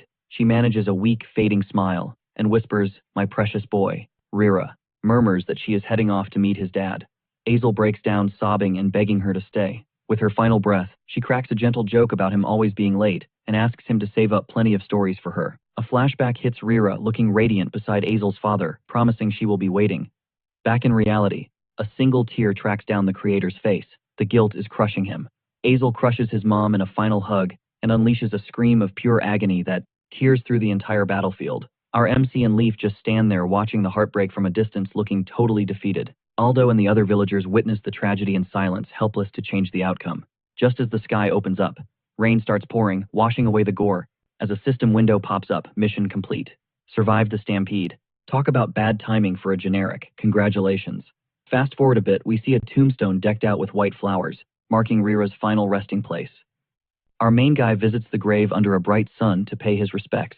Leaf floats over looking super worried and whispers, "Creator." The little fairy drops the news. They still cannot figure out why the Lord Goblin spawned, but the core game settings, there is not a single sign that they were tampered with. The guy just gives a silent nod. The winged creature keeps explaining that even without Game Master status, he still has admin rights for tweaks, so a glitch this massive makes zero sense. The developer turns around, eyes shadowed, and drops a hard truth: I was being arrogant. Leaf looks confused. Clenching his fist, he internalizes it. He built the world of Lest, so he thought he was a god here, thinking he could handle anything. But reality just checked him hard. He let someone die who was not supposed to go out like that. Leaf tries to play therapist, telling him the base would be toast without him and that the other NPCs are only breathing thanks to him. But the creator is not buying it. He thinks, yeah, they are alive, but I am the one who coded them to suffer, dropped them in this hellhole, and led them straight to their deaths. His eyes go completely dead, terrifying the little fairy. Seeing that hollow look, the guy turns his back and mutters that he needs some solo time, walking away from the grave. Our protagonist wanders the lush green fields of the base alone, dragging the heavy weight of guilt he cannot shake. The demon girl spots him crouching down and asks what is up. Just then, a flock of white birds sweeps across the sky, grabbing their attention. Without missing a beat, the young huntress draws her bow, locking onto a target mid-flight. With aimbot-level precision, the arrow snipes the bird out of the air. It hits the ground, and she just stares at the kill, stone-faced. The developer watches her, realizing that in this world, every second is a gamble, just to survive. The demon picks up the fallen bird and drops some wisdom. Sometimes we take lives, and sometimes our lives get taken. It is not about blame. Even with that speech, our MC is still eaten up by guilt and tries to argue. The huntress cuts him off. There is something you need to see, she says, signaling him to follow. She marches him over to the training grounds where the rest of the villagers are gathered, and there she continues, focusing on getting stronger. As she heads toward the group, he trails behind, totally confused about her point. She points a finger at the training crew. Look! The guy squints, focusing on the scene in front of him, trying to decode the lesson. It is Azel. Even after losing his mom, the kid has not quit. He is still grinding with pure determination. The young guy is sparring fiercely against the other villagers. The demon drops the bomb. Axel has been on that non-stop grind, leveling up just to keep the squad safe. Ever since the funeral this morning, the kid hasn't taken a break. My jaw hits the floor. He's relentless. The huntress breaks it down. He's power leveling, so he'll have epic tales to tell his mom when they finally reunite. Cut to the training grounds. One villager taps out, collapsing in the dirt and begging for a timeout. But Axel Kid's a machine with zero chill. He sprints straight at Kamiya, who's just relaxing in the grass. He slams on the brakes right in front of the dev, stares him down, and drops his name. Eyes blazing, the kid grabs Kamiya by the collar. Train me. Kamiya is shook by the sudden intensity. The kid tightens his grip. He's desperate to unlock his potential. He needs to be strong enough to make his mom proud. Weakness isn't an option anymore. Hearing that pure grit, Kamiya cracks a smirk. He stands up. You got it, kid. Challenge accepted. Kamiya draws his practice, blade eyes narrowing. But don't expect me to go easy on you. Axel lights up, screaming he was born ready. Boom, they clash, charging head-on. As steel meets steel, it hits the dev hard. These aren't just pixels. They're real. The impact vibrates through his arms. These guys are fighting for their lives with way more heart than he ever expected. Reality check. He can't be the weak link here. No more moping around. With a fresh fire in his eyes, he swears to build a legacy they can all be proud of. Meanwhile, deep in the thicket, two shadowy figures are trekking through the dense woods.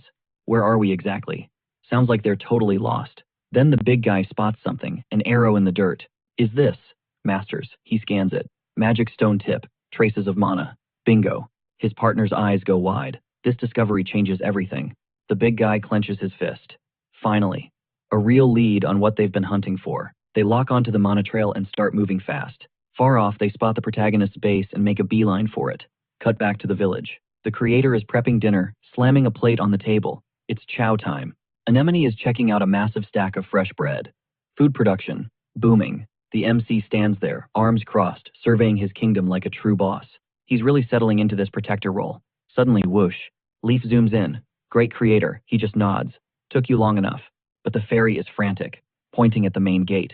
The villagers look spooked. At the entrance, they face the two strangers.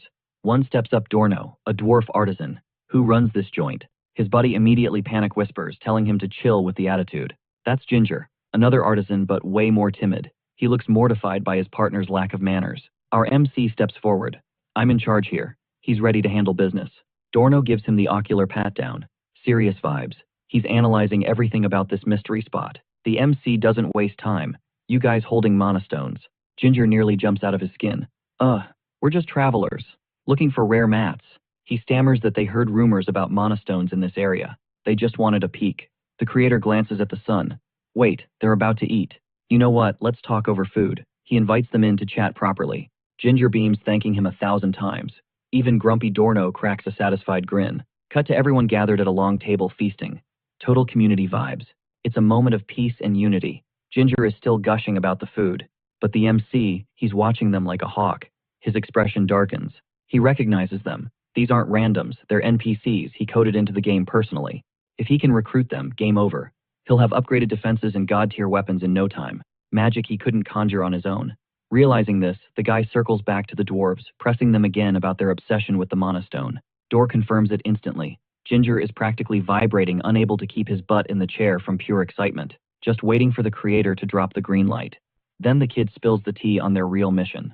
Admitting they're grinding across the map in search of a legendary material, the Philosopher's Stone. Our protagonist repeats the name, eyes narrowing.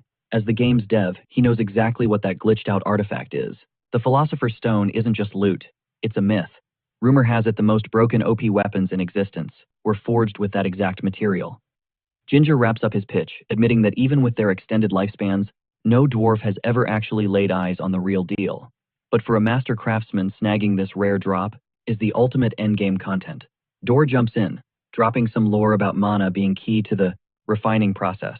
But the protagonist knows the truth. The Philosopher's Stone isn't something you find in a mine. It's a top-tier raid reward. He realizes it's locked to his admin privileges, and it's not just about mana, but the code linking power to the gem. Playing it cool, the creator asks what their play is if they get it, and Ginger explains that since it's such a rare spawn, they just want to use his stone as a reference for their hunt. Hearing the request, the guy nods. No biggie, he agrees, and Ginger looks like he just won the lottery. But there's a catch. The creator demands a trade the dwarves need to craft weapons for the village, because they're getting griefed by monsters almost every single night. Dor accepts the quest immediately, and Ginger hypes it up, saying that's a cheap price to pay. Deal sealed. Our protagonist promises to unlock the Mana Stone room right after they finish grubbing. From there, the squad finishes their meal vibes chilling out. But with a calculating glare and life hovering nearby, the creator is already running simulations in his head on how to permanent recruit these two. Moments later, they head over to the stash house where the magic stone is secured. Stepping inside, Dor and Ginger are totally struck by the massive, glowing blue crystal. Kami watches from the doorway as their awe crashes into disappointment. Dor snaps, asking how they could present something so trash. While Ginger realizes this isn't the loot they were chasing, the elder dwarf clocks the mechanic instantly, explaining that this stone is just a mana gateway, a conduit fundamentally different from the raw material they need. The protagonist plays dumb, asking if this wasn't their target. Internally impressed that Dor's intuition is spot on. The stone is just a user interface, not a crafting mat. Dor thanks him for the look, but bluntly says this offers zero clues toward the Philosopher's Stone. Then he drops the bomb, they're bouncing at dawn. Ginger looks completely devastated. Thinking fast, our protagonist invites them to extend their stay, revealing an unused workshop in the village, where they can generate materials using the Mana Stone, promising a god-tier production setup. Dor apologizes, shutting the offer down cold. The creator respects the hustle, but reminds them to at least honor the contract and forge the weapons for the monster wave hitting tonight. He leads them to the forge, telling them to go wild with whatever gear they need. Life pops up looking stressed, asking if the boss has a plan because these dwarves are visibly ready to quit the server. He explains that Dor is tunnel-visioned on the Philosopher's Stone, nothing else will trigger his interest. But Ginger, the kid, is young, hungry, and ambitious. As an artisan, he's desperate to see players reacting to his craft, to see the impact his skills can make on the meta. The guy remembers being that exact same way when he started developing games. He gets the rookie's mindset perfectly. He concludes that if Ginger feels this is the zone where he can unlock his full potential, there's a high % chance he'll choose to stay solo. Night falls, and a blood-red moon climbs the sky, signaling the start of the monster raid. The battle kicks off, villagers fighting desperately against the goblin horde rushing their base. From high up in a watchtower, Dor and Ginger spectate the chaos, and the young dwarf is shook by what he sees below. It's an ambush. The village is under full-scale assault, but the enemy is walking straight into a storm of steel. Two goblins get absolutely wrecked, taking headshots that prove these new weapons aren't just toys. The archer is hyping it up, screaming about the armor-piercing damage, while Ginger is being a total perfectionist. He's thinking he could have tweaked the accuracy, but the villagers, they're just grateful to be alive right now. The watchtower is basically a machine gun raining death. Meanwhile, on the front lines, Waldo and Aesel are putting that new gear to the test, shredding through monsters. Ginger watches the chaos, analyzing every move. He realizes Waldo is a tank, he needs a massive greatsword to match his power. And Aesel, her blade's balance is off. A shift in the center of gravity would make her unstoppable. With laser focus, the young dwarf dissects the combat. From the high ground, the craftsmen watch their creations perform in the wild. Down in the pit, our protagonist is throwing hands with a monster twice his size. Lifey asks the big question. Think Ginger's gonna join the squad. The creator shuts it down. Talk is cheap. Boom. He lands a devastating hit, shocking the fairy with his raw power. Then he glances up, toward the tower. Watching Ginger's reaction, he realizes the game has changed. The young dwarf is grinning ear to ear, clearly loving the sight of his weapons in action. Cut to the next morning, shiny new blades line the table. The dwarves pulled an all-nighter. Inside the shop, Dor is packing up, telling Ginger to grab their gear and move out. But hold up, a villager interrupts, stopping Ginger to say thanks for saving their skins last night. Suddenly, a crowd forms. They're saying the battle was on easy mode, thanks to him. Ginger beams, it feels good to be the MVP. He waves goodbye to the locals ready to hit the road, but the vibe is heavy. Waldo and Aesel catch up to him for one last thank you. Waldo is obsessing over the sword's durability, while Aesel is hyped that her weapon swings like it's weightless. Waldo shoots his shot. Bro, stay here, craft me a custom piece. But the young dwarf shuts it down. They're rolling out today. It's a bummer, but that's life.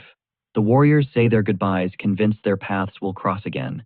Ginger waves, looking pretty crushed about leaving this place behind. Door barks at him to hustle, saying they're burning daylight. But then our protagonist steps in, arms crossed, blocking the exit. You leaving already? He asks. Ginger nods, explaining that his master is totally obsessed with finding the Philosopher's Stone. The MC flips the script. Okay, but what are you into? Ginger freezes. The creator calls him out, noticing the stone isn't his only passion. The young dwarf is speechless. The MC breaks it down. Life here is brutal. Monsters raid every single night, even with magic stones. Resources are trash. That's why a single talented smith changes the entire meta of this region. The village needs him. The guy extends a hand. So why not join us? It's a sincere offer. He's asking the young dwarf to stay and help them survive the nightmare. Ginger stares at him, totally shook by the offer. Door cuts the tension, yelling for him to move. The dwarf thanks the MC for the hospitality and turns to leave, but his eyes are locked on the protagonist. In the background, Door announces they're packed and leaving. Now, Ginger sighs and something snaps. He makes his choice. He spins around and calls out to his master. With zero hesitation, Ginger drops the bomb. I want to stay. Door is completely floored. The master dwarf turns, giving him a death glare that could cut glass. You serious? Door asks. The kid nods. The master slams his shield into the dirt and stares him down. With a voice dripping with arrogance, he says, if Ginger wants to stay, he has to forge a weapon. Right now. The kid is confused by the sudden condition. Suddenly, Door grabs his axe. This isn't just a test. It's a duel. Looking absolutely furious, he says, he won't let a half-baked rookie roam the world alone. He's going to test his skills the hard way. Ginger doesn't back down. Challenge accepted. He's ready to prove he's not an amateur. Back in the workshop. It's go time. Ginger hammers the hot metal with everything he's got. Our protagonist watches, asking the real questions. The MC tries to offer him a shortcut, suggesting he can just spawn the materials using the magic stones. But the kid, he shuts that down immediately. He explains that if he doesn't forge this with his own sweat and strength, the final product won't mean a thing to him. Hearing that raw pride in the boy's voice, the creator cracks a smile, totally respecting the hustle. He decides to back off, sitting down to just watch the young artisan grind away, a satisfied look on his face. After hours of intense labor, the two dwarves face off outside the smithy, while the creator watches the drama unfold from a distance. Ginger grips his freshly forged blade, his expression locked in and serious, ready to present the steel to his master. The polished blade reflects Door's face, and the old man asks the million-dollar question, is this sword meant for a human? With eyes full of fire, the young dwarf shakes his head. That's not what he's chasing. He hands the weapon over. Door then drops some wisdom. A second-rate smith obsesses over the object, but a first-rate master looks at the people. He points out that crafting this specifically for a human proves exactly where Ginger's focus is fixed. The master declares he has his own burning flame, and now his apprentice has sparked one too. He warns the kid not to let that fire die out and to follow the heat burning inside his gut. Desperate for validation, the boy asks if this means he actually passed the test. Door, however, pulls a classic move, turning his back and walking away, leaving the verdict hanging in the wind as he preps to hit the road. With his final words, he says he's heading out and tossing the responsibility of Ginger to the MC. Our protagonist and Liff exchange satisfied grins, seeing their recruitment plan finally pay off. Just like that, Door disappears into the forest, venturing out solo and leaving his student behind. Ginger bows deep to the creator and the other villagers, officially clocking in for his new life in the settlement. Our main character and Liff watch the young dwarf from afar, hyped about the powerful new ally they just secured. Buzzing with energy, the little fairy announces that now that they've bagged the artisan, it's time to upgrade the production base. The creator agrees and perches Liff on his shoulder. He announces they're about to level up the base. 9 days fly by in game, and Ginger is totally vibing with the village, surrounded by new friends and digital effects. Suddenly, the base starts evolving, right before everyone's eyes. An aerial shot shows the village exploding in size, transforming into a legit fortress with heavy-duty protection. New structures materialize out of thin air, and the base becomes a thriving hub full of life. A system notification pops up, confirming the base hit level 8. Ginger watches the glow-up, completely floored. He sprints over to the creator, who's chilling against the door of the brand new workshop. Hyped out of his mind, the kid asks if this is the power of the magic stone, and the creator nods, confirming the outer walls, and the smithy just got a massive buff. They step inside the upgraded workshop, and the young dwarf's jaw hits the floor when he sees the high-tier tools and equipment. The protagonist tells him straight, this entire setup, custom-built just for you, and tells him to go wild. Ginger tears up, overwhelmed by the insane opportunity, saying there's a ton of stuff he wants to try immediately. Watching the artisan get into his zone, the creator smiles, enjoying the scene. Right then, Lif zooms in, calling him great creator, ready to talk strategy. She calls the Ginger recruitment a huge victory, noting that with the nightmare battles coming up, their old gear was trash. The MC then drops some intel. Thanks to the level up, the Magic Stone's storage capacity just skyrocketed. With a confident smirk, he says that since the base broke past level 8, once the mana hits the cap, a brand new character is going to spawn. Lif freezes, totally shook, and excited about the new unit drop. With Ginger on the squad, the next waves of attacks feel like easy mode. The weapons are god tier now, and our protagonist is rocking a sleek new combat suit. This significantly reduces the danger for the combat team. Ginger is also playing clutch support, crafting vital supplies to keep everyone alive. But the clock is ticking. Only 3 days remain until the second stampede hits. Battered but determined, the MC says they need to speed run the fortifications. 11 days fly by in the game world and the village. The base defense just got a massive upgrade with some stone golem allies. Aldo walks up to one of the hulking rocks, looking totally confused, and asks, "What's up with this mud pile?" Ginger is hype, explaining it's a legit golem, basically a magic doll that moves on its own. The creator steps in to drop some lore, adding that these golems are support units designed to fight right alongside the NPCs and mimic their master's class. He continues, the breakdown: if the master is a swordsman, the golem wields a blade. Archers get bow support. The catch: their stats are nerfed compared to the original. The young dwarf grins, admitting he could only build them thanks to that magic stone. It has been on his bucket list forever. Anemone is skeptical, asking if the thing can actually throw hands, and Denia nods, yeah, it can scrap, just with lower specs. One villager asks the real question, can they help with laundry and chores too? Now the whole village is swarming the golems, dying to get a closer look at the new tech. Suddenly the golem's eyes flare up with blinding light, signaling a major disturbance. A villager jumps back, terrified, while Ginger's mind races. Is there a massive mana source nearby, causing this glitch? At that exact moment, a local points toward the tree line and screams, "Incoming, we've got company." A mysterious silhouette in a green cloak emerges from the woods, leaving the crowd completely shook and confused. The stranger struts forward and halts dead center in front of the nervous mob, who stare her down with high anxiety. The camera zooms in on the details: pointy ears, and unmistakable elven gear. She flashes a cocky grin, revealing she is the blonde high elf the main character has been waiting for. She introduces herself as Elisa Vabord, daughter of the White Forest Queen, and immediately demands a one-on-one duel with the village leader. The sudden challenge leaves the locals paralyzed, having zero clue what is going on, but our protagonist isn't surprised. He realizes her spawn conditions just unlocked and recalls her notoriously bratty personality. Elisa just drills holes into him with a smug look, radiating pure arrogance and confidence. The creator steps up, crosses his arms like a boss, and announces, "I'm the one running this place." The elf looks him up and down with disdain, and the reflection in her eyes shows she thinks he is a total joke. She points a finger and lays down the stakes: if he loses the duel, she becomes the new chief of the village. She claims that under her rule, the base's growth is basically guaranteed to skyrocket. The creator stays ice cold, simply asking, what happens in the off chance she takes the L? Elisa laughs like that is a comedy routine, saying it is impossible. But if she loses, she will do whatever he commands. The guy presses her. You gonna honor that? To prove she isn't bluffing, the elf swears on her mother's name, Lawaria, the forest queen. With a fierce glare, she points at him, and vows she never breaks a promise. Our main character cracks a slightly nervous grin, while Leafy, standing nearby, looks absolutely terrified by the tension. Deal sealed, the two clear out to an open field to throw down. Both wear confident smirks as a system window pops up: dual mission, defeat the mage. A wide shot shows the two fighters squaring off, while the villagers pile onto the walls and watchtowers to get a view. The whole town gathers to witness the showdown about to pop off. Sylvia whispers, "Who is she?" and Ginger explains she looks like a white forest elf, super reclusive types who rarely leave home. Sio mentions the leadership bet, and Aldo actually cheers. He loves the survival of the fittest logic, simple and effective. Meanwhile, life goes on in the background, and Anemone is still distributing bread to the kids like nothing is happening. Back on the battlefield, Elisa twirls her wand, grinning, and says she is ready to rumble whenever he is. The creator pulls out a coin and says the brawl starts the second it hits the dirt. He flips the coin high into the air, officially kicking off the match. Clink. As soon as it lands, he rushes in, sword and shield drawn. Elisa doesn't flinch. She charges up wind magic and preps a heavy counterattack. With a graceful spin, she unleashes a razor-sharp wind blade right at him. But the creator just punches the air, shattering the wind spell instantly.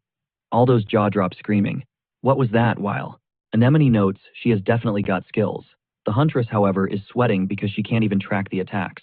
Anemone flexes her elite magic skills, but the hunter is straight up panicking. She is fighting blind against invisible attacks she can't even track, and realizes he's staring down a catastrophic threat.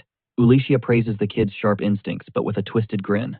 Makes it crystal clear that instincts alone won't save him. She taunts him before unleashing a gale force attack, cranking the intensity up to 11. Razor-sharp wind scythes fire off in rapid succession, but our main character weaves through the barrage with god-tier agility. With ice in his veins, the developer thinks back Ulicia is a boss character he personally designed, specifically to wreck newbie players. He recalls that her wind magic hits like a truck, and if you go in without a strategy, you're getting steamrolled instantly. That's why 99% of rookie players fail the quest to recruit her. She thinks they're total trash. But Kamiya charges in headfirst, declaring that this time she's fighting the guy who wrote her code. The elf is visibly rattled by his insane speed and confidence. Reflexes sharp, he raises his shield to tank one of the wind blasts. The creator then drops the bombshell.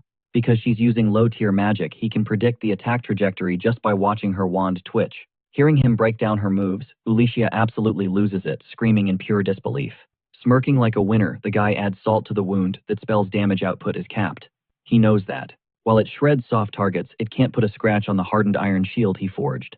The mage lets out a frustrated growl as she realizes her attacks are dealing 0 damage against his defense. The recoil from the block sends the elf flying backward, forcing her to bail out to regain balance. Spotting the opening, the developer closes the gap instantly for a counterattack. While she's still vulnerable in midair, giving her 0 frames to recover, he lunges with his sword to end the match. Ulicia, however, blast jumps using wind magic, launching herself higher to dodge the strike. Aldo and the villagers are watching with their jaws on the floor, while Silva cracks a joke that he wishes he unlocked flight hack so he could float around like that. The elf starts channeling a massive ultimate. A literal hurricane forms around her and our protagonist. Knows a direct hit means game over. The mage mocks him, claiming his rush made him a sitting duck, but the guy is already prepping a blue mana counter in his palm. She keeps trash talking, telling him to learn his place in the food chain. With a confident, sinister smirk, the elf readies her finishing move. She hovers in the eye of the storm, feeling untouchable and superior. Suddenly, that arrogance shatters into pure shock and horror. She looks down and with a face full of disbelief realizes she walked right into a trap. Panicking, the elf tries to cast wind magic to escape, but the spell jams, she can't move. Grinning, our protagonist hurls a set of bolas straight at her to seal the deal. The weapon wraps tight around the mage's legs, leaving her raging with frustration. Dragged down by gravity and the weight, she plummets from the sky. The creator has completely flipped the script. Crashing onto the grass, the elf is dazed, unable to process how she got outplayed. The impact sends her tumbling, unable to stand properly. Our protagonist steps up and levels his blade right at her face while she glares daggers at him. With a good game easy smile, he explains that the base's magic stone is too low level, meaning the area doesn't have enough mana juice to sustain high-tier spells. With cold steel pressing against her neck, he declares the match over victory is his. Ulicia is fuming but forced to admit defeat, unable to believe she lost to a guy with 0 magic skills. With a predatory gaze and glowing eyes, our protagonist reminds her of the bet, while Leafy cowers behind him, sensing the danger. The mage is absolutely terrified by his expression and whatever twisted task he's about to assign her. With the duel done, the debris floats in the air on residual mana. Ulicia starts whining. She agreed to join the party, but she doesn't get why she's on janitor duty. The fairy snaps back. You break it, you fix it. Our protagonist watches from the sidelines, looking like a satisfied supervisor, while she cleans up the mess. The battle over the villagers and golems team up to repair the server damage. Aldo and Ginger are hustling alongside a golem, moving heavy rocks. A villager gives the mage a friendly slap on the back, and she bristles at the informality. Leafy hypes up having a mage on the roster, and the creator nods, mission accomplished, written all over his face. With a wicked smirk, our guy announces it's time to beta test some fresh strategies tonight. While Elisa is busy beefing with a villager, the squad rolls into the dark forest with the creator, taking point trailed by a pouting Elisa Ginger and the hulking stone golems.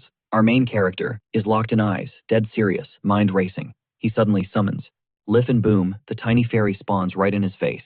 He demands to know if she has any intel on the real world, but the winged messenger says her connection is glitching out. She drops one bombshell, though the game master's ID just changed to Dionohara Wataru. This gets him spiraling. Is the plot derailing because of his interference, or is something else at play? He feels stuck in a loop.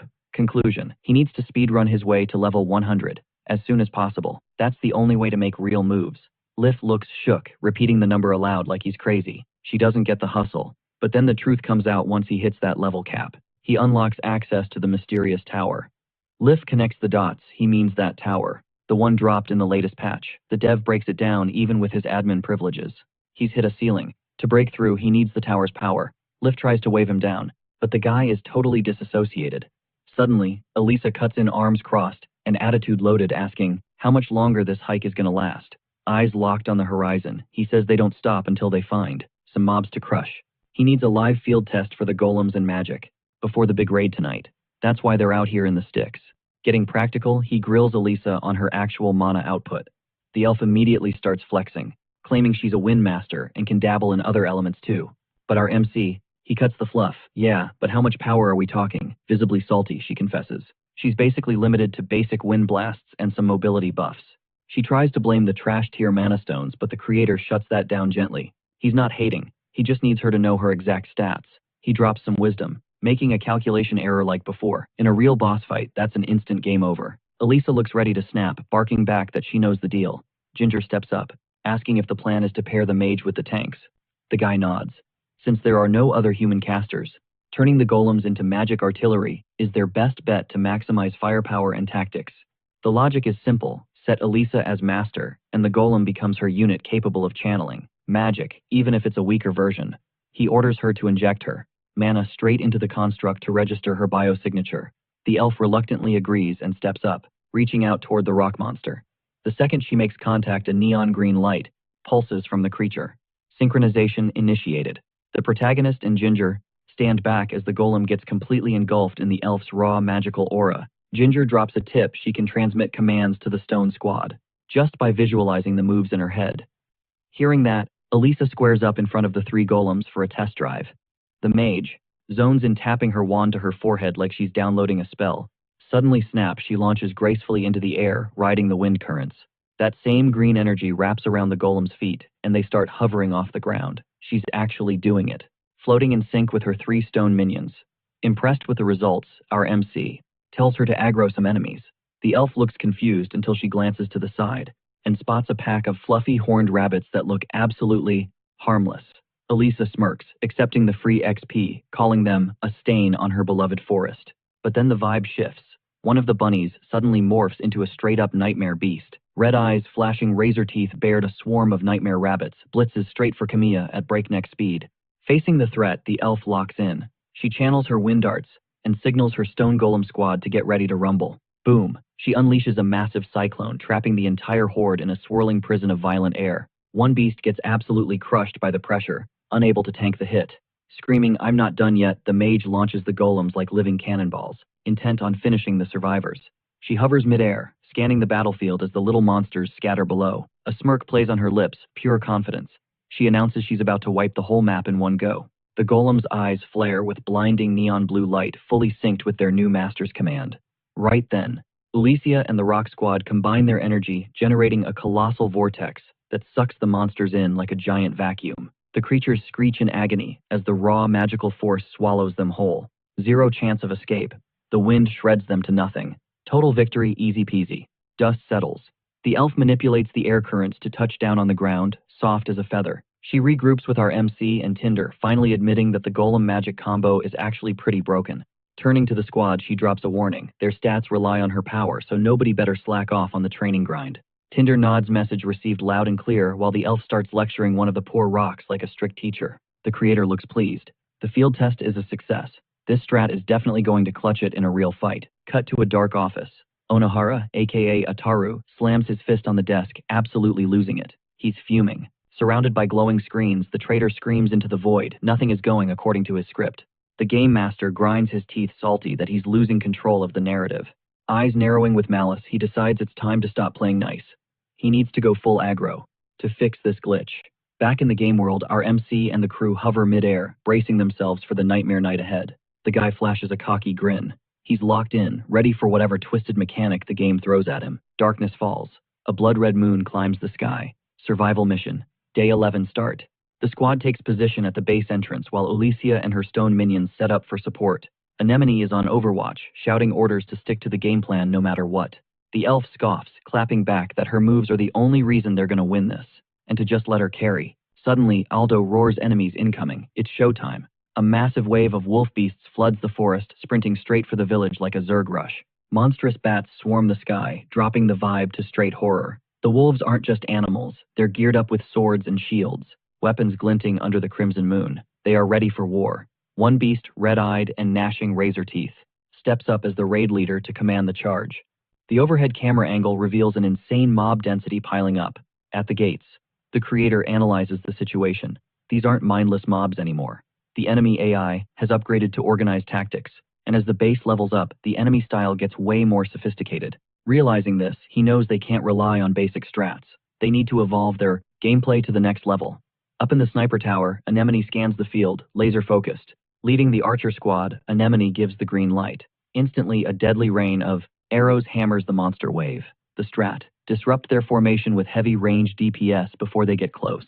Right on cue, the MC shouts for Alicia. No hesitation, she responds instantly, ready to cook. She leaps into the air, wind, magic flaring, and yeets the golems forward. Alicia's magic unit acts like high-speed, heavy cavalry slicing through the enemy lines to split the mob in two. With the horde broken, Aldo signals the rush, leading the ground forces into the chaos. He screams for a hard left flank, leaving the right side to the mage and her rock squad.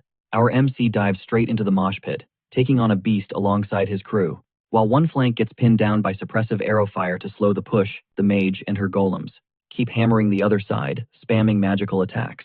Simultaneously, the ground team pushes forward to thin out the herd. Facing impossible odds against the enemy swarm, Aldo goes absolutely feral, proving the new battle strat is a total game changer. With a hype-filled shout, the elf locks in, winding up for another high-octane clash against the monster wave.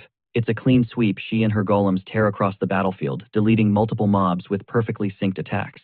The creator flashes a confident smirk, realizing this tactic completely neutralizes the massive numbers gap. The mage unleashes a cyclone of wind magic, wiping out a whole squad instantly to flex the raw power of her new technique.